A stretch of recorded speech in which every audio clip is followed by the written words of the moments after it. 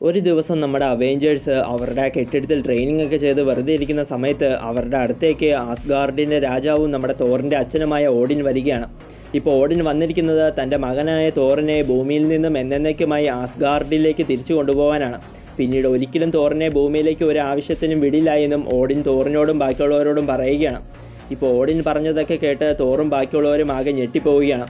ശരിക്കും സംഭവം എന്താണെന്ന് വെച്ചാൽ തോർ ആസ്ഗാർഡിൽ ജനിച്ച് അവിടുത്തെ ട്രെയിനിങ് ഒക്കെ ലഭിച്ച് പവർഫുള്ളായ ഒരാളായതുകൊണ്ട് തൻ്റെ മകൻ ഈ ഭൂമിയിൽ മനുഷ്യന്മാരുടെ കൂടെ ജീവിക്കുന്നത് കൊണ്ട് തോറിൻ്റെ പവറൊക്കെ പോയി തോർ മനുഷ്യന്മാരെ പോലെ വീക്കായി മാറുമെന്ന് പേടിച്ചാണ് ഓഡിൻ തോറിനെ ആസ്ഗാർഡിലേക്ക് തിരിച്ചു കൊണ്ടുപോകാനായി അവിടെ വന്നത്.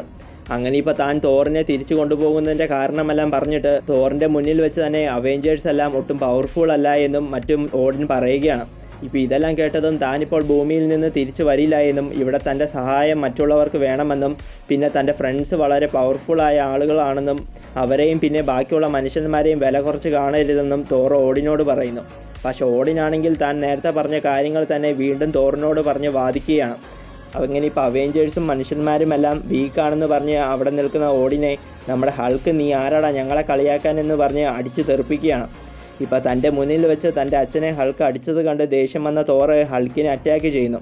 ഹൾക്കും വിട്ടുകൊടുക്കുന്നില്ല. അങ്ങനെ തോറും ഹൾക്കും തമ്മിൽ ഒരു വലിയ ഫൈറ്റ് അവിടെ നടക്കാൻ പോയതും പെട്ടെന്ന് ഹൾക്കിൻ്റെ അടി കൊണ്ട് തെറിച്ച് വീണ ഓഡിൻ വളരെ സന്തോഷത്തോടെ എഴുന്നേറ്റ് ചിരിച്ചുകൊണ്ട് ഹൾക്കിൻ്റെ അടുത്തേക്ക് ചെന്നിട്ട് ഇന്നേ വരെ ഇതുപോലെ പവർഫുള്ളായ ഒരു ഇടി ഞാൻ ഇതുവരെ കൊണ്ടിട്ടില്ല എന്നും നിന്നെ എനിക്ക് ഒരുപാട് ഇഷ്ടമായെന്നും പറഞ്ഞ് ഹൾക്കിനെ ചേർത്ത് പിടിച്ച് ഓഡിൻ ഹൾക്കിനെ അഭിനന്ദിക്കുകയാണ്.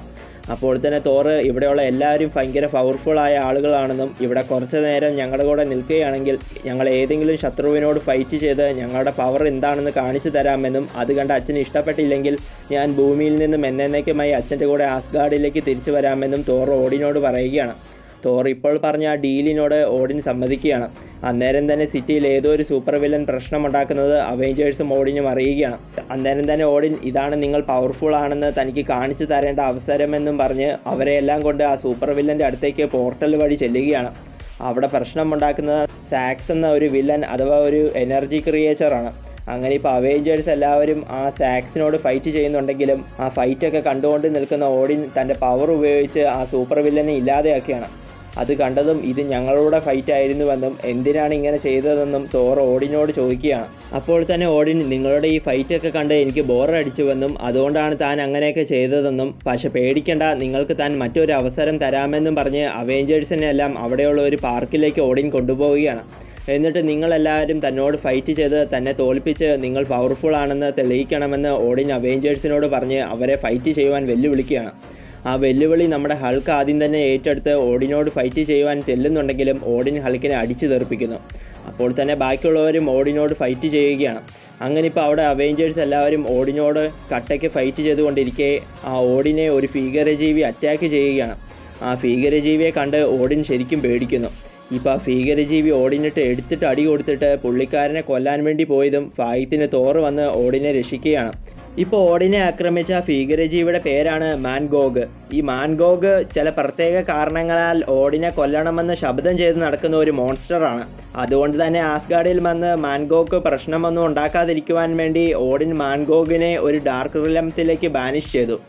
അങ്ങനെ ഇപ്പോൾ ഓഡിൻ എർത്തിൽ വന്നിട്ടുണ്ടെന്നറിഞ്ഞ് ഓഡിനെ കൊല്ലാനാണ് ഈ മാൻഗോഗ് ഇവിടെ വന്നിരിക്കുന്നത്. മാത്രമല്ല ഇപ്പോൾ മാൻഗോഗിൻ്റെ കയ്യിൽ വളരെ പവർഫുള്ളായ റൺഗനർ എന്നൊരു വെപ്പണുമുണ്ട്. അങ്ങനെ ഇപ്പോൾ മാൻഗോഗിനെ പറ്റിയുള്ള കാര്യങ്ങളൊക്കെ പറഞ്ഞ് അവിടെ പേടിച്ചിരിക്കുന്ന ഓഡിനോട് ഈ മാൻഗോഗിൻ്റെ കാര്യം ഞങ്ങൾ നോക്കിക്കൊള്ളാമെന്ന് തോറും മറ്റുള്ളവരും ഓഡിനോട് പറയുകയാണ്.